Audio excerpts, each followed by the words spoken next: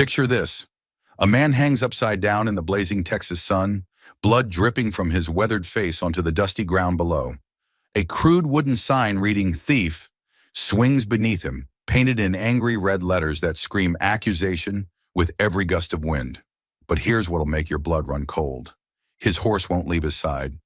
While the good people of Dusty Creek go about their business, averting their eyes from the justice being served in their town square, a magnificent Palomino stands statue still beside the hitching post. No amount of coaxing, threatening, or bribing can make that animal move even an inch. You see, in 1883 Texas, frontier justice was swift and brutal. When someone was accused of theft, especially theft from the town's only doctor, the punishment was designed to be seen, to be remembered. But what if the man they strung up wasn't a thief at all? What if Elijah Stone had committed the most heinous crime imaginable in a town where medicine was scarcer than honest politicians? The crime of saving a dying child. The truth was, Eli hadn't stolen those precious bottles of laudanum and fever powder for money. He'd taken them because 8-year-old Timothy Morrison was burning up with fever, and Doc Patterson had refused to treat the boy because his family couldn't pay. What the townspeople didn't know was that the horse standing guard wasn't just any animal. Thunder had carried Eli through 3 years of war, had stood steady under cannon fire, and had never once abandoned his rider when the bullets started flying. And he wasn't about to start now. This is the story of what happens when loyalty meets injustice on the frontier, when a town's prejudices collide with one animal's unshakable faith, when the line between hero and villain gets blurred by blood, dust, and the kind of courage that doesn't know when to quit. Because sometimes the most powerful witness to a man's character isn't another human being. Sometimes it's a horse who remembers what honor looks like. The rope burned like fire around Elijah Stone's ankles as Sheriff Buck Hawkins gave the signal to the blacksmith. With a grunt and a heave, Tom Bradley hoisted the pulley system and Eli's world turned upside down. Blood rushed to his head like a flash flood, making his ears ring and his vision swim. The dusty main street of Dusty Creek stretched out below him. Wooden storefronts, hitching posts, and the faces of people he'd once called neighbors. Let this be a lesson to anyone thinking about stealing from honest folks, Sheriff Hawkins announced. Eli Stone here thought he could help himself to Doc Patterson's medicines. A murmur rippled through the crowd. Some nodded in righteous satisfaction. Others looked uncomfortable, avoiding eye contact with the man hanging like a scarecrow in their town square. That's when Thunder made his presence known. The big Palomino had been tied to the hitching post outside Murphy's saloon, but now he stepped forward, his hooves striking the hard-packed earth with deliberate precision. The crowd fell silent as the horse positioned himself directly beside Eli's hanging form. Thunder's dark eyes held an intelligence that made observers uncomfortable. There was something almost human in the way he studied Eli's condition, something that spoke of loyalty deeper than mere training. "Get that damn animal away from here," Sheriff Hawkins barked at his deputy, Pete Collins. Pete approached Thunder cautiously, tugging gently on the horse's lead rope. "Come on, boy. Let's get you to the livery stable." Thunder didn't budge. His powerful shoulders remained set, his stance solid as bedrock. When Pete tugged harder, the horse simply flicked his ears back and planted his hooves more firmly. "I said move him!" Hawkins snapped, his face reddening. Tom Bradley approached Thunder with the confidence of a man who'd handled horses all his life. "Easy there, big fellow. Just need you to step aside." He reached for Thunder's bridle, but the horse swung his massive head away, never taking his eyes off Eli.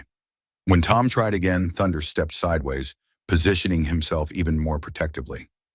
"Well, I'll be damned," muttered old Jake Morrison, Timothy's grandfather. "That horse ain't leaving him." Dr. Patterson pushed through the crowd with the self-important air of someone whose property had been violated. He was a thin, sharp-featured man with cold blue eyes that seemed to calculate the worth of everything they saw. "Sheriff, this is ridiculous," Patterson said. "That animal is interfering with justice. Shoot it if you have to." A collective gasp went up from the crowd. Even in a place where life was hard, the casual suggestion of killing a horse for loyalty struck many as cruel. "Now hold on there, Doc," said Mary Fletcher, the schoolteacher. "That horse hasn't done anything wrong. He's making a mockery of this proceeding, Patterson shot back. This man is a thief and deserves no sympathy from man or beast. Thunder's ears flattened at the doctor's tone, and for a moment, the big horse looked less like a gentle companion and more like the war-trained cavalry mount he'd once been. Several people stepped backward, but Thunder's attention remained fixed on Eli, who was struggling to stay conscious as blood pooled in his head. Through the haze of pain, Eli became aware of Thunder's rhythmic snorting, the horse's way of expressing distress. "Easy, boy," Eli whispered. Thunder could hear. The horse stepped closer, extending his great head until his muzzle nearly touched Eli's hanging form. The gentle warmth of Thunder's breath against his cheek was the first comfort Eli had felt since this nightmare began. "Look at that," breathed Sally Murphy. "He's trying to comfort the man." Thunder stood like a living shield between Eli and the crowd's stares, his golden coat gleaming in the harsh afternoon sun. Sheriff Hawkins had seen enough. He strode over and grabbed Thunder's lead rope, yanking hard enough to make the horse's head jerk. Thunder's response was immediate. He reared up on his hind legs, hooves flashing dangerously close to Hawkins' head, then came down with earth-shaking force. The sheriff stumbled backward, nearly tripping in his haste to escape those deadly hooves. "Jesus Christ," Hawkins swore, his hand moving to his gun. "That animal's gone loco." But Thunder wasn't acting crazy. His behavior seemed calculated, purposeful. He'd made his point without hurting anyone. He wasn't going anywhere. The crowd had grown larger as word spread. People emerged from shops and saloons, drawn by curiosity. But what they found wasn't simple frontier justice. It was something that challenged their assumptions about loyalty and the bonds between man and animal. "That's the damnedest thing I ever seen," said Ezra Mills, the ancient barber. "Horse won't leave a condemned man." "Maybe the horse knows something we don't," suggested Mary Fletcher quietly. "Don't be ridiculous," Patterson snapped. "It's just an animal. Animals don't understand justice." But even as he spoke, Patterson found himself watching Thunder with grudging fascination. The horse's behavior was unlike anything he'd seen. There was something almost human in Thunder's obvious distress at his master's suffering. As the afternoon wore on, Thunder remained exactly where he was. People came and went, but the Palomino stood his ground like a golden sentinel. Children dared each other to get close. When young Billy Patterson worked up the courage to approach, Thunder regarded him with calm eyes and gently nuzzled the boy's palm. "He's beautiful," Billy whispered. "I ain't never seen a horse stand so still." "Get away from there, Billy," Dr. Patterson called sharply. Seeing Thunder interact so gently with a child brought tears to Eli's eyes. Thunder had been a cavalry remount when Eli first encountered him during the war. The horse had been wounded, and military protocol demanded wounded animals be put down. But Eli, serving as a field surgeon with the 2nd Texas Cavalry, had seen something special in the big Palomino. Against orders, he'd nursed Thunder back to health, using precious medical supplies and spending countless hours gaining the animal's trust. When the war ended, Thunder had naturally come with Eli. They'd been inseparable for 3 years, through good times and bad. Now Thunder was making a choice, to stand by the man who'd saved his life, regardless of what the world thought. "Stubborn as his master," grumbled Sheriff Hawkins, who'd given up trying to move Thunder. "Both too stupid to know when they're beat." But Eli wasn't beaten. As long as Thunder stood beside him, as long as that magnificent animal refused to accept the town's judgment, there was still hope. The sun was beginning its descent when the next crisis arose. Eli had been hanging for nearly 4 hours, and the effects were becoming serious. His face was purple with blood, his breathing labored. Dr. Patterson, despite his anger, was still a physician. "Sheriff, if you keep him up there much longer, he's going to die. This is becoming dangerous." Hawkins spat into the dust. "Maybe that'd save us the trouble of a trial." "Buck Hawkins!" Martha Sinclair's voice cut like a whip. "You were elected to uphold the law, not murder people." "The man's a thief, Martha." "He took medicine to save a dying child." The interruption came from young Timothy Morrison himself. The 8-year-old pushed forward with fearless indignation. "He saved my life." "Timothy, hush," his mother said quickly, but the damage was done. "Is that true?" Martha demanded, turning to Dr. Patterson.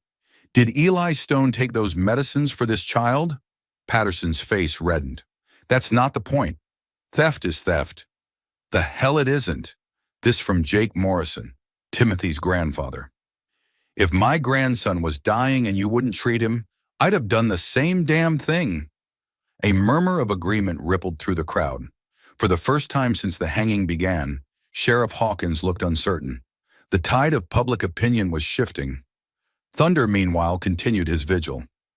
As the crowd's mood changed, the horse seemed to sense something important was happening. His ears pricked forward, but his feet never moved. He remained exactly where he'd positioned himself hours earlier, a living testament to loyalty that couldn't be bought or swayed by popular opinion. And hanging above him, fighting to stay conscious, Eli Stone began to understand that sometimes salvation came from the most unexpected sources. Sometimes it came on four legs and refused to take no for an answer. Night fell over Dusty Creek like a heavy blanket, but Thunder didn't move. The Palomino stood exactly where he'd positioned himself 12 hours earlier, his massive head still turned toward Eli's hanging form. Most of the crowd had dispersed as darkness settled over the town, but a few diehards remained, watching this unprecedented display of animal loyalty with a mixture of fascination and unease. Sheriff Hawkins had grudgingly allowed Eli to be lowered just enough to prevent death from blood pooling, but not enough to be called mercy. The adjustment left Eli hanging at an angle that was somehow worse than before. Not quite upside down, but not upright either. Suspended in a twisted position that sent fire through every muscle in his body. "That horse ain't eaten all day," observed Deputy Pete Collins, who'd been assigned to keep watch through the night. "Ain't drunk water neither, just standing there like he's carved from stone." Thunder's vigil had indeed become the talk of the town. Word had spread beyond Dusty Creek's borders, and by evening, riders from neighboring settlements had arrived to witness the spectacle for themselves. Never had anyone seen such devotion from an animal to its master. Martha Sinclair emerged from her general store carrying a bucket of water and a bundle wrapped in cloth. She moved purposefully toward the town square, her face set with determination that brooked no argument. "What do you think you're doing, Martha?" Deputy Collins called out. "Bringing water to a thirsty animal?" She replied curtly. "Unless that's against the law now, too." Collins opened his mouth to protest, then thought better of it. Martha Sinclair was not a woman to cross lightly, and besides, what harm could there be in watering a horse?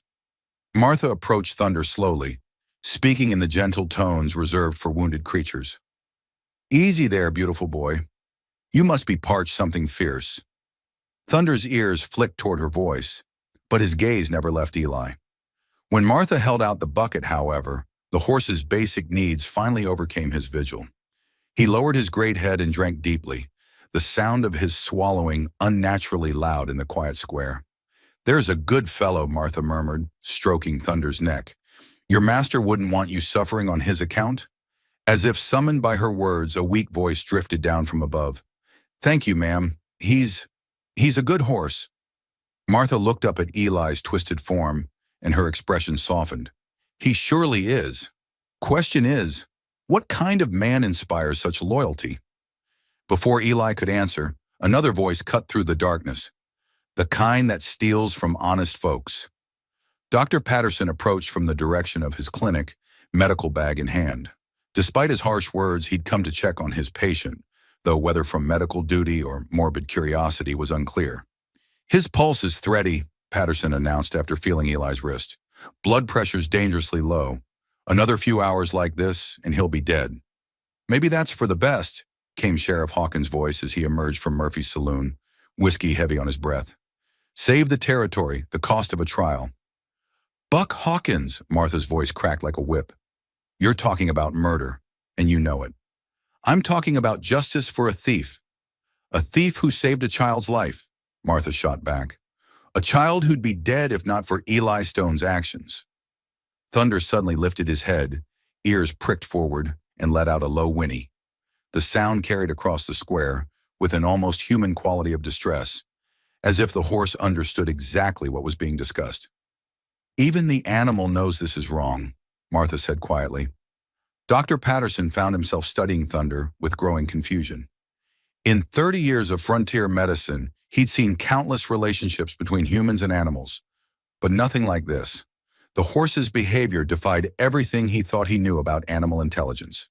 "It's just instinct," he muttered, more to convince himself than anyone else. "Animals form attachments to their providers, nothing more."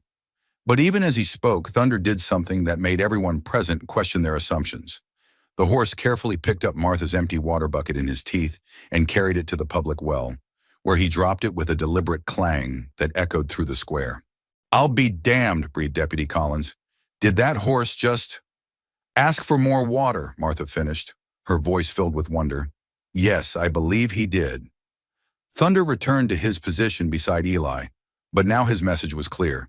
He wasn't just standing vigil. He was actively trying to help, using whatever means his equine intelligence could devise. Word of Thunder's latest display spread quickly through the town's nocturnal population. Saloon patrons spilled out onto the street, night shift workers abandoned their posts, and even some folks roused from their beds came to witness this unprecedented event. Among the growing crowd was young Jory Bell, a 17-year-old who worked at the blacksmith shop. Jory had always been considered something of a dreamer, too gentle for the harsh realities of frontier life. But something about Thunder's loyalty struck a chord deep in his chest. "That horse has got more honor than half the men in this town," Jory said quietly to his friend Pete Morrison, Timothy's older brother. "Pa says animals don't have honor," Pete replied uncertainly. "Says they just do what they're trained to do." "Then who trained that horse to stand by a man the whole town's condemned? Who trained him to ask for water for his master?" Jory's voice carried a conviction that surprised even himself. "Maybe honor ain't something you train into a creature. Maybe it's something that's just there, waiting for the right moment to show itself." Their conversation was interrupted by the arrival of Timothy Morrison himself, accompanied by his mother, Sarah. The woman looked haggard, her face etched with lines of worry and guilt that hadn't been there a week ago. "Mama, why's Mr. Stone hanging like that?" Timothy asked, his 8-year-old voice cutting through the murmur of adult conversation.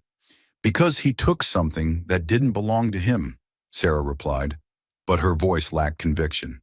"He took medicine to make me better," Timothy said with the brutal honesty of childhood. "Dr. Patterson wouldn't help because we couldn't pay. Mr. Stone saved my life." Thunder seemed to recognize Timothy's voice. The horse turned his great head toward the boy and nickered softly, a sound of greeting that made several observers catch their breath. "He remembers me," Timothy whispered in wonder, "from when Mr. Stone brought the medicine." Sarah Morrison's composure finally cracked. Tears began flowing down her cheeks as she looked up at the man who'd saved her son's life, now hanging like a common criminal. "This is wrong," she whispered. "This is so terribly wrong." Dr. Patterson, who'd been standing silently nearby, felt something twist in his chest. Watching Timothy, alive, healthy, laughing, drove home a truth he'd been trying to avoid. Without Eli's intervention, the boy would be dead. The medicine that had been stolen had accomplished exactly what it was meant to do: save a life. "Dr. Patterson," Sarah Morrison turned to face him, her eyes blazing with maternal fury. "You could have saved my boy. You chose not to because we're poor? How is that any different from what you're accusing Eli Stone of?" "It's completely different," Patterson stammered. "I'm a physician, not a charity. I have expenses, overhead." "You have a heart," Martha Sinclair interrupted, "or at least I thought you did." Thunder chose that moment to make another unprecedented move. The horse walked deliberately to where Timothy stood, lowered his massive head, and gently nuzzled the boy's shoulder. The gesture was so tender, so obviously intentional, that even the most skeptical observers couldn't dismiss it as mere animal instinct. "He's thanking Timothy," Jory Bell said in amazement. "That horse is thanking the boy his master saved?" Sheriff Hawkins, growing increasingly uncomfortable with the way public opinion was shifting, decided to reassert his authority. "That's enough gawking for one night. Everyone go home. The prisoner stays where he is until tomorrow." "Until when tomorrow?" Martha demanded. "How long does this barbaric display continue?" "Until I say it stops," Hawkins replied, but his voice lacked its earlier confidence. Thunder, as if sensing the tension, moved back to his protective position beside Eli. But now something had changed in the horse's demeanor. Where before he'd seemed merely loyal, Now there was something almost defiant in his stance, as if he was no longer just standing vigil, but making a statement. The crowd began to disperse reluctantly, but many lingered just beyond the square, unwilling to leave entirely. Martha Sinclair was among the last to go, but not before refilling Thunder's water bucket and leaving a small bundle of oats where the horse could reach them. "You're a good boy," she whispered, stroking Thunder's neck one final time. "Whatever happens, you remember that loyalty like yours is rarer than gold." As the night deepened and the town settled into an uneasy quiet, Thunder maintained his vigil. He dozed occasionally, always standing, but his ears remained constantly alert for any sound from his master. Eli, drifting in and out of consciousness, was dimly aware of Thunder's presence. The knowledge that he wasn't completely abandoned, that someone in this world still believed in him, provided a lifeline to sanity in what had become a nightmare of pain and humiliation. Around midnight, when the square was finally empty, except for the sleeping deputy, Thunder did something that would have amazed any observer. He began to pace, not randomly, but in a deliberate pattern, 3 steps toward the sheriff's office, 3 steps back to Eli's position, over and over, as if the horse was thinking, planning, trying to solve a problem that defied his equine understanding. The pacing continued until dawn, when Thunder finally settled back into his vigilant stance. But something had definitely changed during those dark hours. The horse's eyes held a new quality, not just loyalty anymore, but determination. As the sun rose over Dusty Creek, painting the buildings in shades of gold and amber, Thunder stood ready for whatever the new day might bring. His vigil had lasted nearly 24 hours, but there was no sign of wavering in his resolve.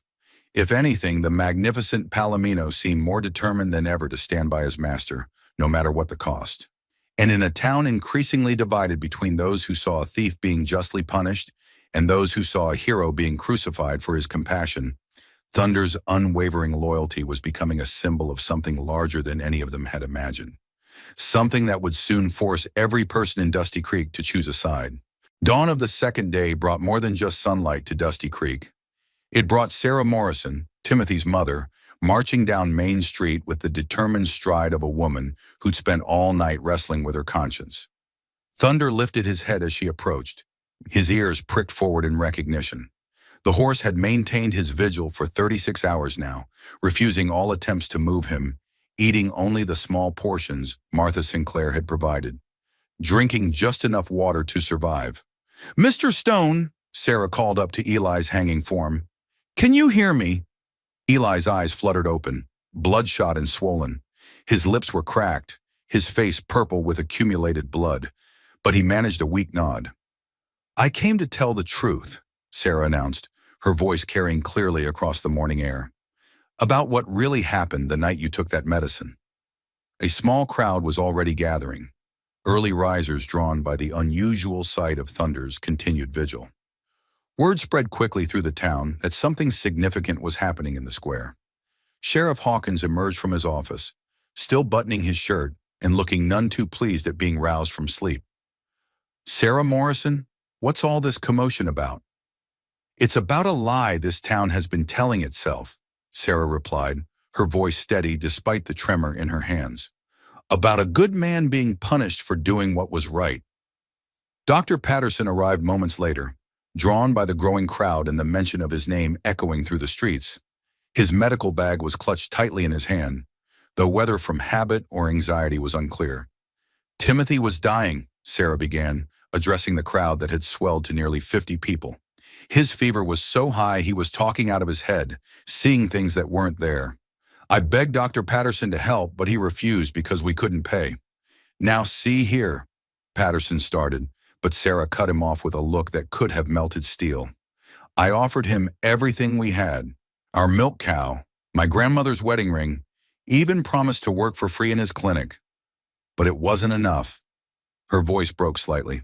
"He told me to pray, as if prayer could break a fever that medicine could cure." Thunder stepped closer to Sarah, as if offering support. The horse's presence seemed to give her strength. "That night, when Timothy was burning up, and I thought I was going to lose him, Eli Stone appeared at our door. He didn't ask for payment. He didn't lecture me about divine will.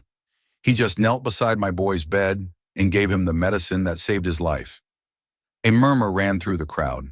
Some faces showed sympathy, others confusion, and a few, particularly among the more prosperous townspeople, displayed skepticism.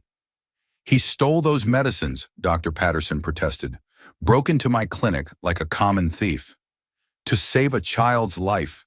Sarah's voice rose with righteous anger. "While you sat in your comfortable house letting an 8-year-old boy suffer because his family was poor." Young Timothy himself pushed through the crowd at that moment, having heard his mother's voice from their home several blocks away. The boy looked healthy, his cheeks rosy with life that might not have been there without Eli's intervention. "Mr. Stone saved me," Timothy said with the simple honesty of childhood.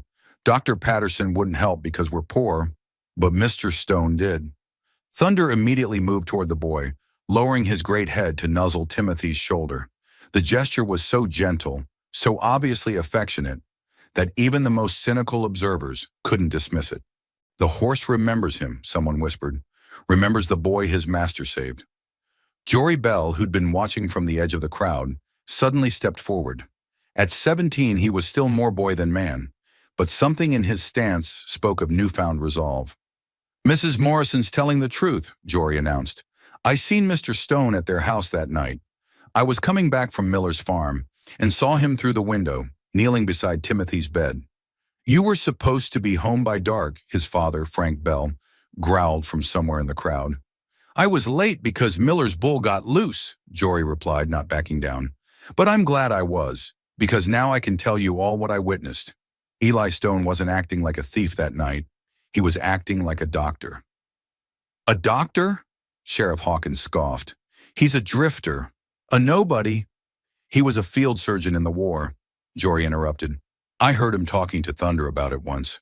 Said he'd seen enough suffering to last 3 lifetimes. This revelation sent another ripple through the crowd.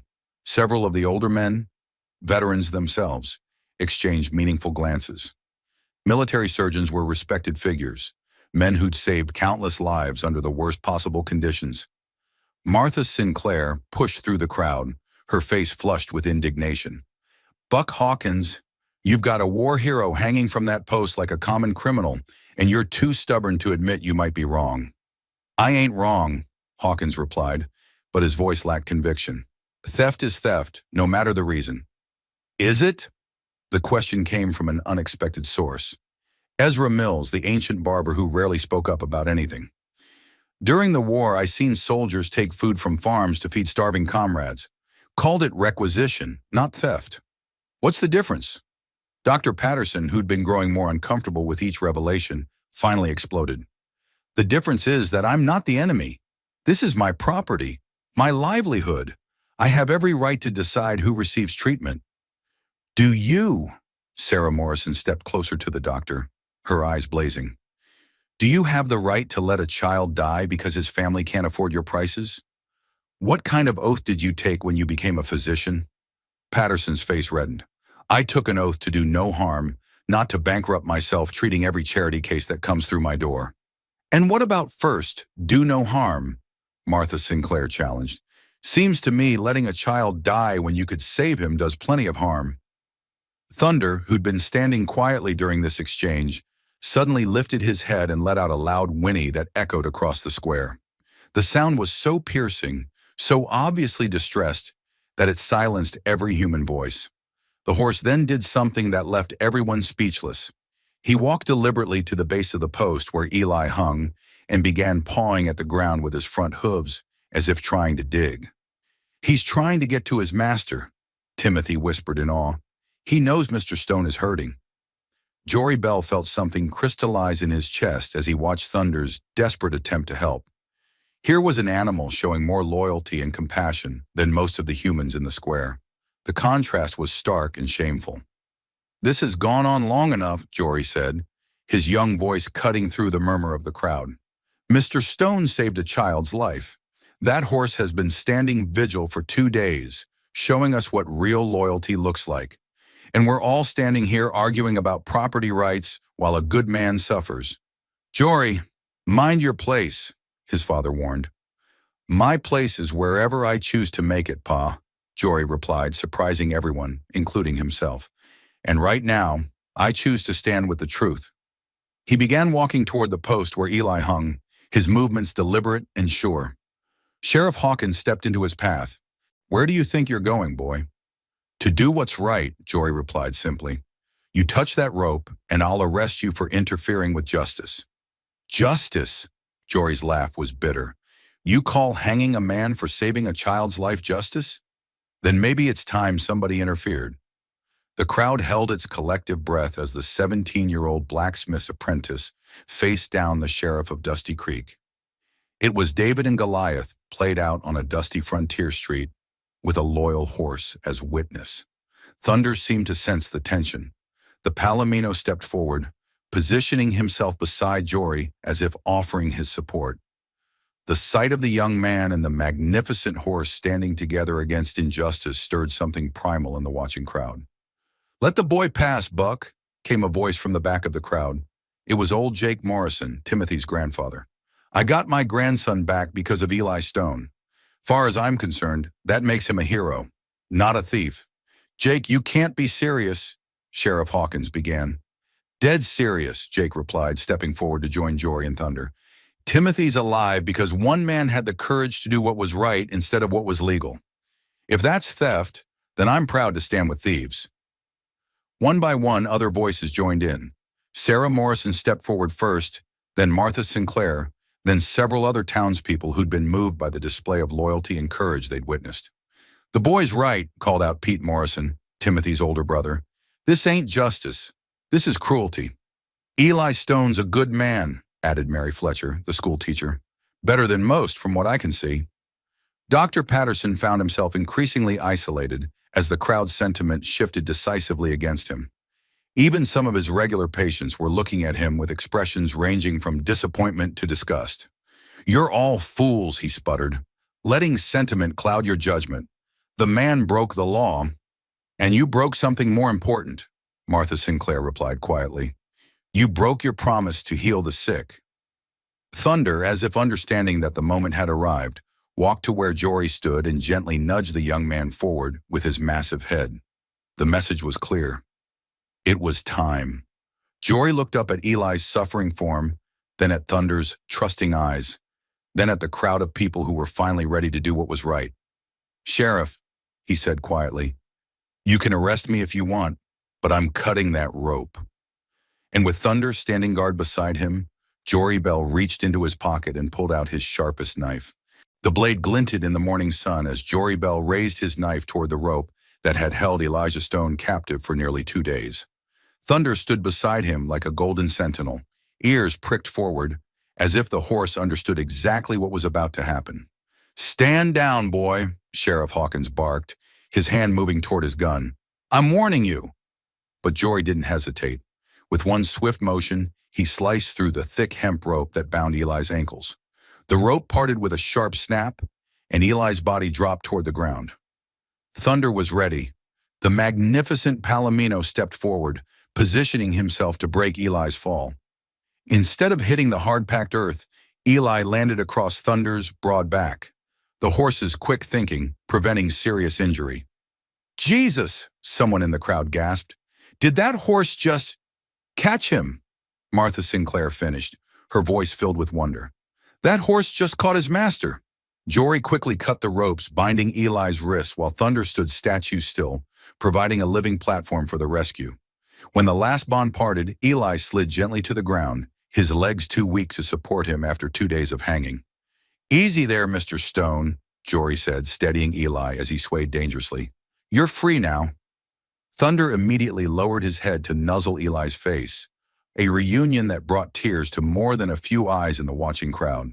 The horse's gentle whickers were answered by Eli's weak whispers of gratitude. Thunder, boy, Eli croaked, his voice barely audible. You stayed. You beautiful, stubborn fool. You stayed. Sheriff Hawkins, recovering from his shock, stepped forward with his gun drawn. Jory Bell, you're under arrest for interfering with... No! The word came from Sarah Morrison, but it was echoed by a dozen other voices. No, repeated Jake Morrison, stepping between the sheriff and Jory. The boy did what was right. We all saw what happened here, added Martha Sinclair. Jory freed an innocent man who was being tortured for saving a child's life. Dr. Patterson, red-faced and furious, pushed through the crowd. This is outrageous. The man's a thief. He stole my property. Your property that was gathering dust while a child died, Mary Fletcher shot back. Property you refused to use for its intended purpose. Thunder seemed to sense the rising tension. The horse stepped protectively in front of Eli, who was still too weak to stand on his own. The gesture was clear. Anyone who wanted to harm his master would have to go through 1,200 pounds of very determined palomino. Look at yourselves, Eli managed to say, though speaking was an effort. Fighting over whether saving a life is right or wrong? What's happened to this town? His words cut through the arguing like a blade. The crowd fell silent, suddenly aware of how they must look. Grown men and women debating whether mercy was a crime. Mr. Stone needs medical attention, Jory said, supporting Eli's swaying form. He's been hanging for 2 days. His circulation, I'll tend to him, doctor, Patterson said stiffly, though his offer seemed more from professional obligation than genuine concern. No. Eli's voice was weak but firm. I'd rather trust a horse doctor. Thunder snorted as if in agreement, which drew nervous laughter from some in the crowd. Martha Sinclair stepped forward. Bring him to my store. I've got a back room where he can rest, and I know enough about healing to help.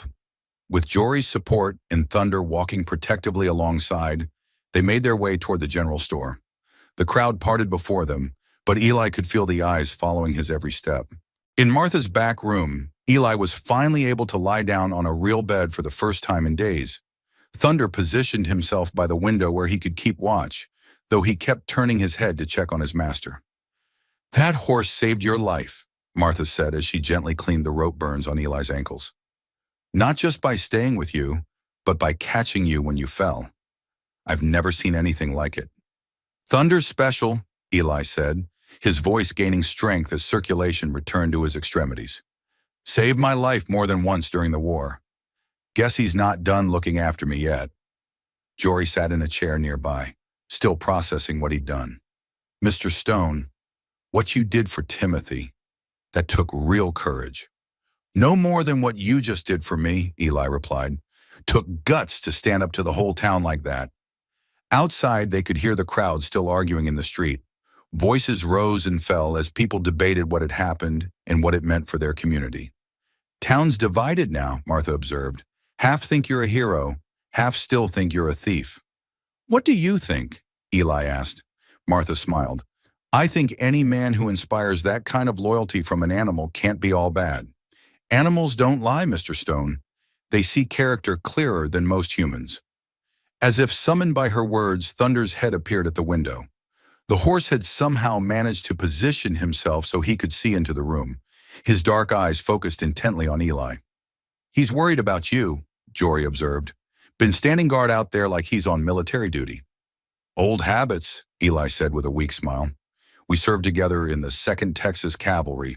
Thunder was wounded at Palmito Ranch, and I nursed him back to health. Guess he figures he owes me. Or maybe he just knows a good man when he sees one, Martha suggested. A commotion outside drew their attention. Through the window, they could see Dr. Patterson arguing heatedly with Sheriff Hawkins, while a growing crowd watched. What's that about? Jory wondered. Probably planning their next move, Eli said grimly. This isn't over. Patterson's lost face, and Hawkins looks like a fool. They won't let this stand. As if to prove his point, Sheriff Hawkins' voice rose above the general murmur. I don't care what the mob thinks. The man's a thief, and thieves get punished. Thunder's ears flattened against his skull at the sheriff's tone. The horse had learned to recognize threats during his cavalry days, and Hawkins definitely qualified. We need to get you out of town, Martha said urgently, at least until tempers cool down. I'm not running, Eli said, surprising them all. I've done nothing wrong. Timothy Morrison is alive because I acted when no one else would. I won't apologize for that. But if they come for you again, Jory started, then Thunder and I will face whatever comes, Eli replied with growing determination. I'm tired of running from men who think money matters more than human life. As if sensing his master's resolve, Thunder moved from the window to the door, positioning himself as a guard. The message was clear. Anyone wanting to reach Eli would have to get past the Palomino first. "You're both as stubborn as mules," Martha said, but there was admiration in her voice. "Fine. If you're staying, then we'd better get ready for trouble." The trouble arrived sooner than expected. Heavy footsteps on the boardwalk announced Sheriff Hawkins' approach, accompanied by Deputy Collins and, surprisingly, Dr. Patterson. "Open up, Martha," Hawkins called. "I know you got the thief in there." Thunder stepped directly in front of the door, blocking the entrance with his body. When Hawkins tried to push past, the horse reared up on his hind legs, hooves flashing dangerously close to the sheriff's head. "Get that damn animal out of the way," Hawkins shouted, drawing his gun. "You shoot that horse, Buck Hawkins, and you'll answer to me." Martha's voice carried clearly through the door. "And me," came Jory's voice. "And me." This from Timothy Morrison, who had apparently followed the commotion. Soon other voices joined in. Sarah Morrison, Jake Morrison, Mary Fletcher, and more. It seemed half the town was rallying to Eli's defense. "This is ridiculous," Dr. Patterson sputtered. "The man's a criminal." "The only crime here is what was done to Mr. Stone," came a new voice. Old Ezra Mills, the barber. "Hanging a man for showing mercy? That ain't justice." Thunder seemed to sense that the tide was turning. The horse relaxed slightly but remained in position, a golden barrier between Eli and those who would harm him. Inside the store, Eli struggled to his feet despite Martha's protests. "I won't hide behind others," he said firmly. "If there's going to be a reckoning, let's have it in the open." "Mr. Stone, you're in no condition," Jory began. "I'm in no condition to keep running," Eli interrupted. "It's time to settle this once and for all." He walked slowly to the door, Martha and Jory flanking him for support. When he opened it, Thunder stepped aside but remained close, ready to intervene if necessary. The sight that greeted them was remarkable. The street in front of Martha's store was packed with people, but they weren't all hostile. The crowd had clearly divided into two camps, those supporting Eli and those supporting the sheriff and doctor. "Eli Stone," Sheriff Hawkins announced formally, "you're under arrest for theft of medical supplies." "No, he isn't," came a strong voice from the crowd. It was Judge Samuel Crawford, who had apparently just arrived from the county seat. "Because I've just dismissed all charges against Mr. Stone." The announcement sent a shockwave through both camps. Hawkins' face went white, then red. "Judge, you can't just—" "I can and I have," Judge Crawford replied firmly. "Based on testimony from multiple witnesses, including the victim's family, it's clear that Mr. Stone acted to preserve life in an emergency situation. That's not theft. That's heroism." Thunder lifted his head and let out a triumphant whinny that echoed across the square, as if the horse understood exactly what had just happened. For the first time in 3 days, Elijah Stone was truly free, and standing beside him, golden coat gleaming in the afternoon sun, was the horse whose loyalty had helped save not just one man, but an entire town's sense of justice. 3 days after Judge Crawford's pronouncement freed Elijah Stone, word arrived that would test both his recovery and his resolve. A desperate rider galloped into Dusty Creek just as the morning sun painted the buildings gold, his horse lathered with sweat and his face etched with panic. "Doc!" the man called out, sliding from his saddle near Dr. Patterson's clinic. "Doc, you gotta come. There's been an accident at the Miller Ranch. 3 children trapped under a collapsed barn." Dr. Patterson emerged from his clinic, medical bag already in hand, but stopped short when he saw who the messenger was. "Tom Miller, I thought I told you last month that your account needs settling before—" "They're dying," Tom Miller cut him off desperately. "My boy Jake, the Peterson girl, and little Mary Sinclair. The whole barn came down on them.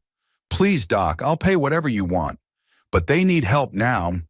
Patterson hesitated, his mercenary instincts warring with his medical oath. That hesitation was all Eli needed to see. "I'll go," Eli announced, stepping out of Martha's general store, where he'd been helping with inventory. Though still weak from his ordeal, his voice carried the authority of a man who'd made battlefield decisions under pressure. "You," Dr. Patterson scoffed. "You're not even a real doctor." "I'm a trained field surgeon," Eli replied calmly, already moving toward Thunder. who had sensed the urgency and was pawing the ground restlessly. I've treated everything from bullet wounds to crush injuries. How many barn collapses have you handled, Patterson? Tom Miller looked between the two men, desperation overcoming any concern about Eli's recent troubles. Mister, I don't care if you're the devil himself. If you can help those children, I'm begging you to come. Thunder was already saddled and ready, as if the horse had been anticipating this moment. Eli swung up into the saddle with effort, his body still protesting from the hanging, but determination overrode his physical limitations. Wait, Martha called out, running from her store with a cloth sack. Medical supplies. What I could gather quickly. And this, added Jory Bell, appearing with a leather satchel. Tools from the blacksmith shop. Might need them to move debris. As Eli prepared to ride out, a surprising voice stopped him. Take me with you. It was Dr. Patterson, his face pale but resolute. Those children, they'll need all the help they can get.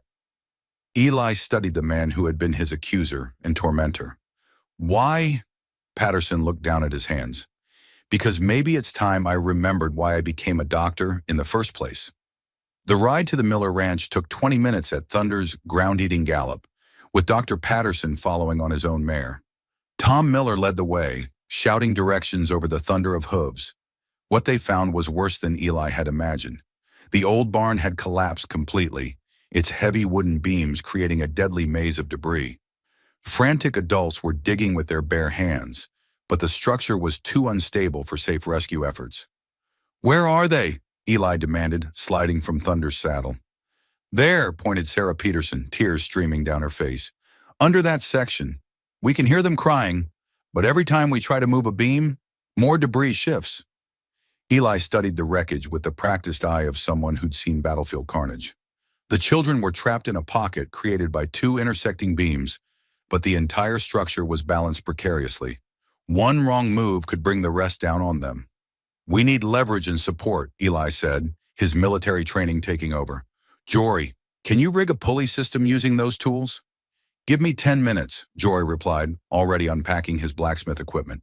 Patterson, I need you to prepare for crush injuries, possible internal bleeding, and shock, Eli continued. These children have been trapped for hours.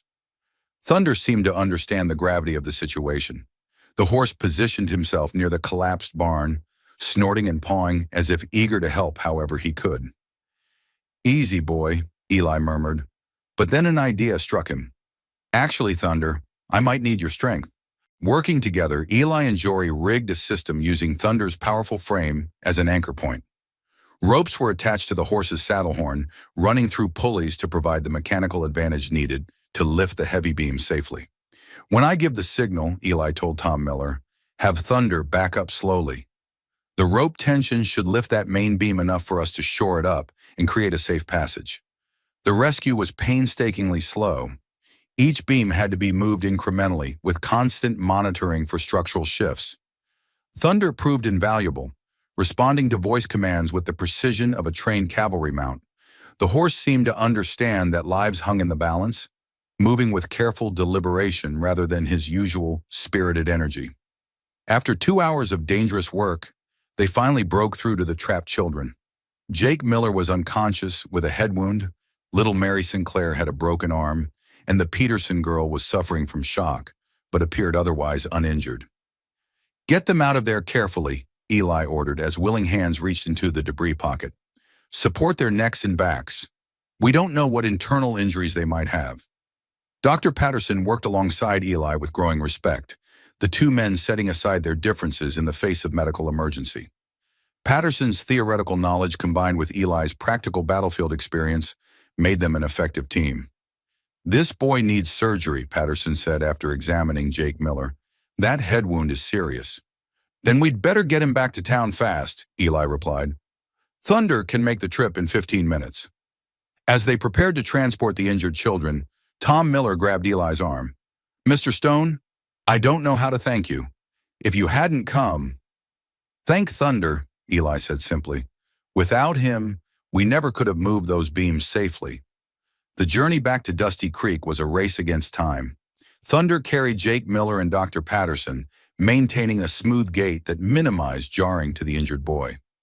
Eli rode behind with Mary Sinclair cradled in his arms, while other townspeople transported the Peterson girl. Word of the rescue had reached town ahead of them. A crowd gathered as they rode down Main Street, but this time the faces showed admiration rather than hostility. Even Sheriff Hawkins was there, his expression grudgingly respectful. "How are they?" Martha Sinclair asked anxiously as Eli handed down her niece.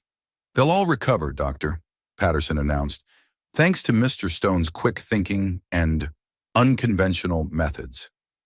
Thunder stood quietly as medical equipment was unloaded from his saddle, but Eli could see the exhaustion in the horse's eyes. The Palomino had given everything he had to help save those children. "You did good, boy," Eli whispered, stroking Thunder's neck. "Real good." Over the following days, as the children recovered, something fundamental shifted in Dusty Creek. The sight of Eli and Dr. Patterson working together, of Thunder serving as a rescue horse, of the entire community pulling together for the sake of 3 trapped children, had reminded everyone what really mattered. "I owe you an apology, Doctor," Patterson said one evening as he and Eli sat on Martha's porch, watching Thunder graze contentedly in the small paddock behind the store. "I let greed and pride cloud my judgment. What you did for Timothy Morrison? It was what I should have done." "We all make mistakes," Eli replied.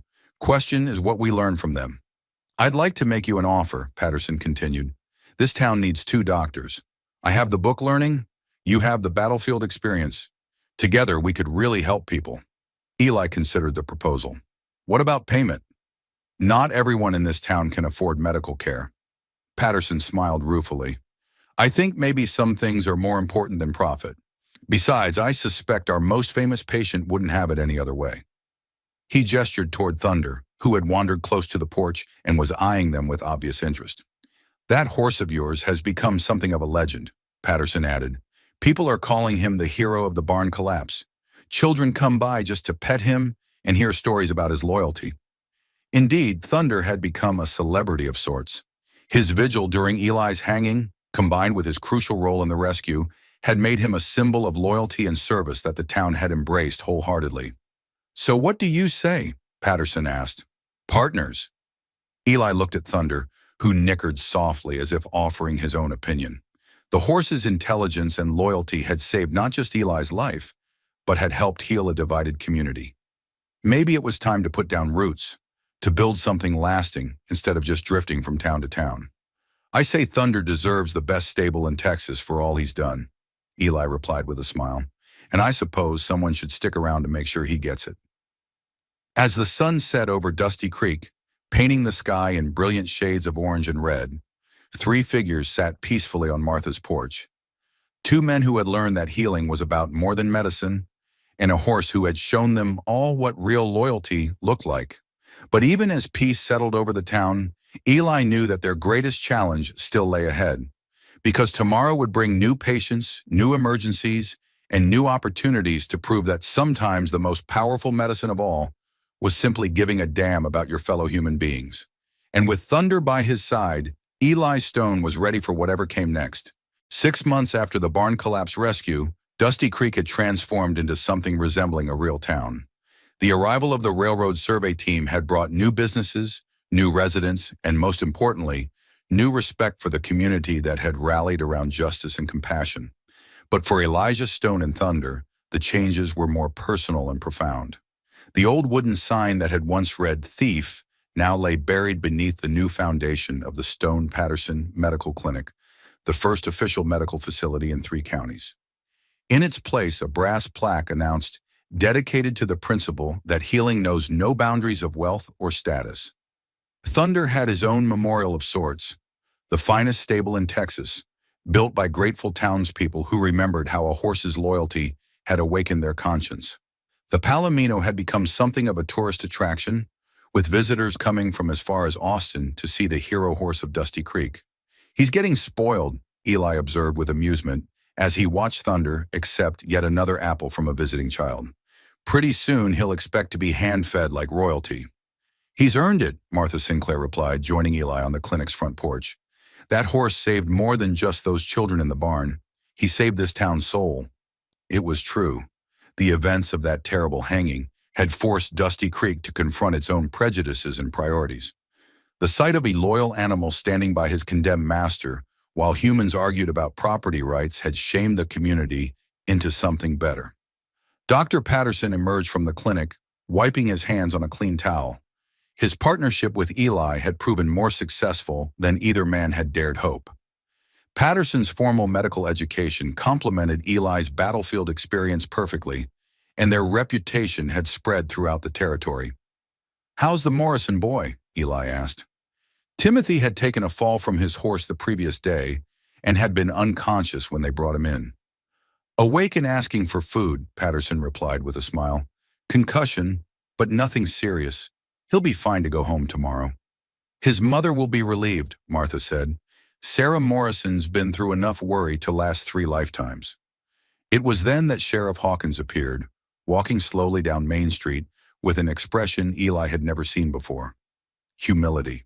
The sheriff had never fully apologized for the hanging, but his actions in recent months had spoken louder than words. He'd become one of the clinic's strongest supporters, often bringing in patients himself and ensuring they received care regardless of their ability to pay. "Doc Stone!" Hawkins called out, using the title that had become Eli's unofficial designation. "Got word from the territorial capital. Governor wants to see you."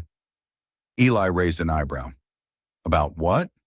"Seems your reputation spread beyond our little town.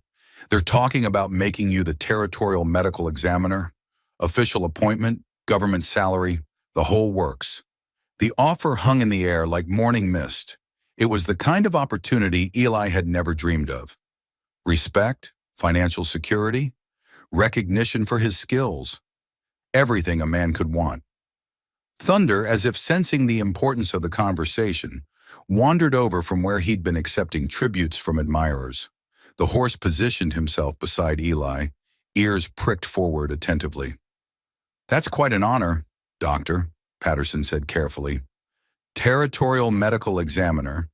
You'd be responsible for investigations across half of Texas." "It would mean traveling," Eli mused, stroking Thunder's neck. "A lot of traveling. Away from here." "Away from us," Martha added quietly. Eli looked around at the town that had once condemned him, then embraced him. At the clinic where he'd found purpose. At the people who'd become more than patients. They'd become family. "Buck," he said finally, "tell the governor I'm honored by the offer, but I'm needed here." Relief flooded several faces, but it was Thunder's reaction that sealed the decision. The horse nudged Eli's shoulder with obvious approval, as if the Palomino had been holding his breath, waiting for that answer. "Besides," Eli continued with a grin, "I don't think Thunder's interested in becoming a government horse. He's got a reputation to maintain as the most spoiled animal in Texas." Thunder snorted as if in agreement, which drew laughter from the small group. As evening approached, the town settled into its comfortable routine. Oil lamps flickered to life in windows. The saloon piano began its nightly repertoire, and families gathered for supper around tables, where children said grace for food and safety and the kindness of strangers. Eli made his final rounds of the day, checking on patients and ensuring the clinic was properly secured. Thunder followed him faithfully, the horse's presence as natural as breathing after all they'd been through together. Their last stop was the small cemetery behind the church, where a simple wooden cross marked the grave of Henry Patterson, Dr. Patterson's father, who had founded the original clinic decades earlier. The older Patterson had believed in healing without regard for profit, a philosophy his son had forgotten until recent events reminded him of his father's legacy. "Think he'd be proud?" Dr. Patterson asked, joining Eli beside the grave. "Of what we've built here?" "I think he'd be proud that his son remembered why he became a doctor," Eli replied.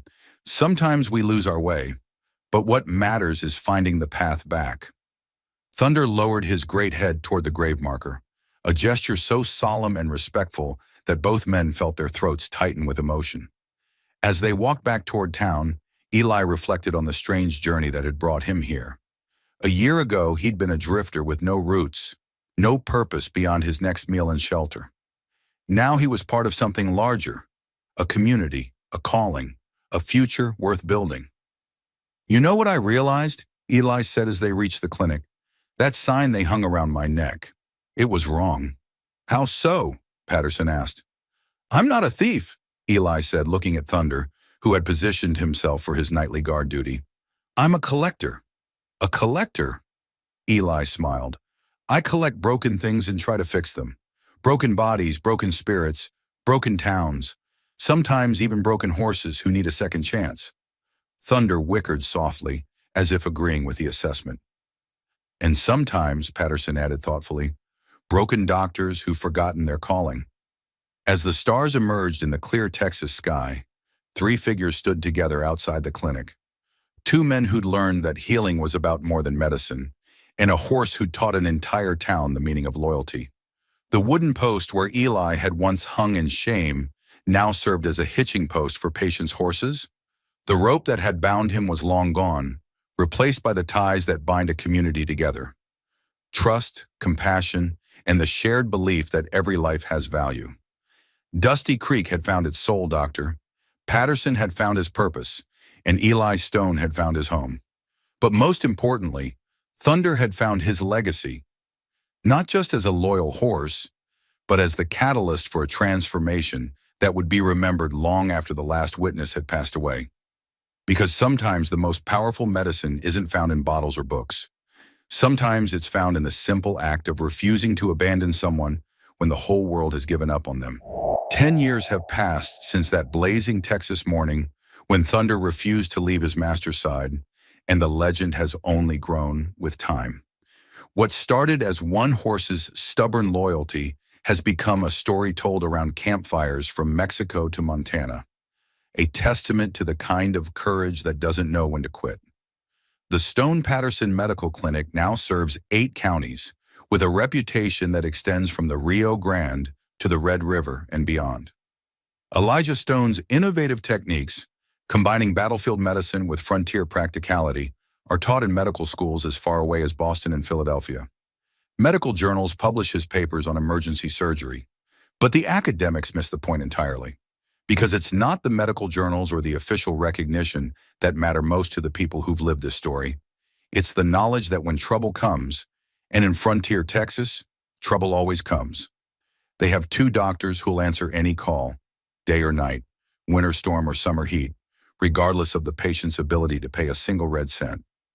Thunder, now a magnificent 15-year-old stallion in the prime of his life, has become something far more than a local treasure. Children grow up hearing stories of his loyalty, of how one horse's refusal to abandon his master changed an entire town's understanding of what loyalty really means. Travelers detour through Dusty Creek just to see the famous Palomino who taught a community about character. But Thunder isn't just living on past glory. The Golden Stallion still accompanies Eli on house calls throughout the territory, still serves as both transportation and assistant when medical equipment needs to be carried to remote locations where wagons fear to go. His steady gait has carried countless patients to safety. His strength has pulled medical supplies up mountain trails, and his gentle nature has comforted more frightened children than anyone could count. Yet his greatest role remains what it's always been, a living reminder that character isn't determined by species, wealth, or social status. It's determined by the choices we make when everything is on the line, when the whole world is watching, when standing up means standing alone. The transformation of Dusty Creek became a model for other frontier communities. Word spread about the town that had learned to value character over coin, courage over comfort. The railroad came through as planned, but instead of exploiting the community, the corporation found itself dealing with people who understood the difference between progress and greed. Martha Sinclair's general store expanded into a trading post that serves travelers from 3 territories.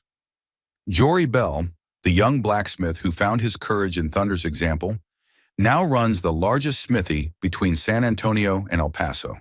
His shop sign reads, "Bell's Forge, where iron meets honor," a daily reminder of the day he chose to do what was right instead of what was safe.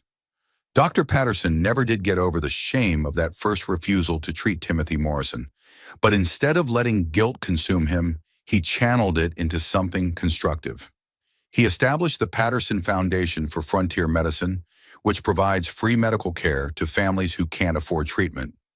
The foundation symbol is a golden horse rearing against a red cross. Thunder's silhouette immortalized as a symbol of healing and hope.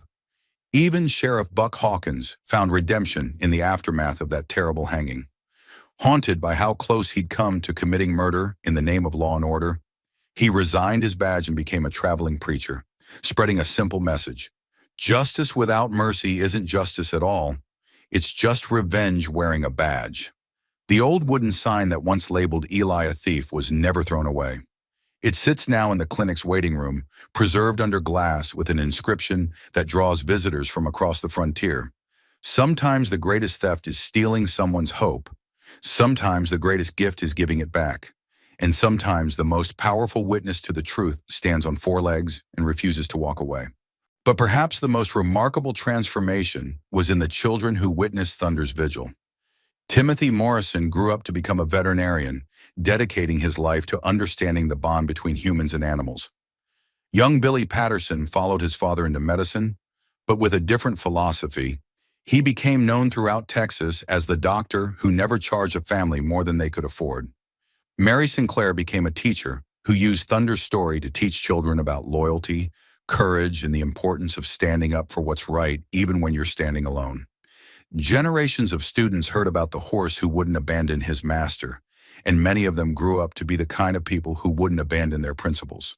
The story spread beyond Texas, carried by travelers, soldiers, and settlers heading west. It became part of frontier folklore, told and retold around countless campfires. But like all great stories, it changed in the telling. Some versions made Thunder into a magical creature with supernatural powers. Others turned Eli into a larger-than-life hero who could heal with a touch. The truth was both simpler and more profound. A horse loved his master enough to stand by him when everyone else walked away. A young man found the courage to do what was right instead of what was easy. A community learned that character matters more than wealth, and a town that had almost lost its soul found it again in the loyalty of an animal who understood honor better than most humans.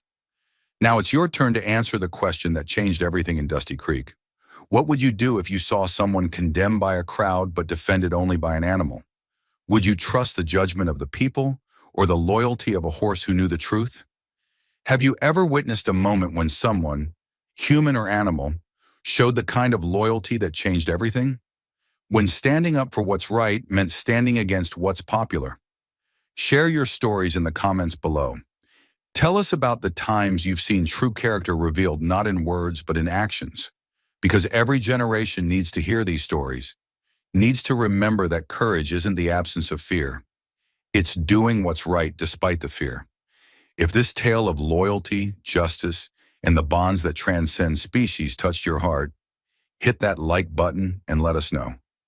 Subscribe to Wild West Stories for more tales of the frontier, where character was forged in fire and tested by hardship.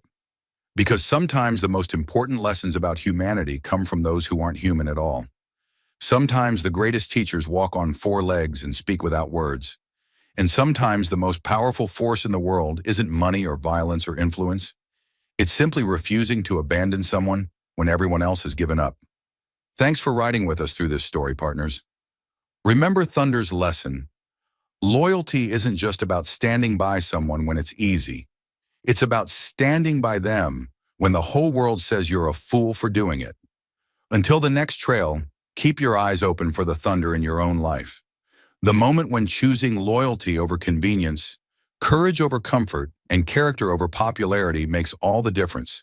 Because in the end, that's what separates the heroes from the crowd.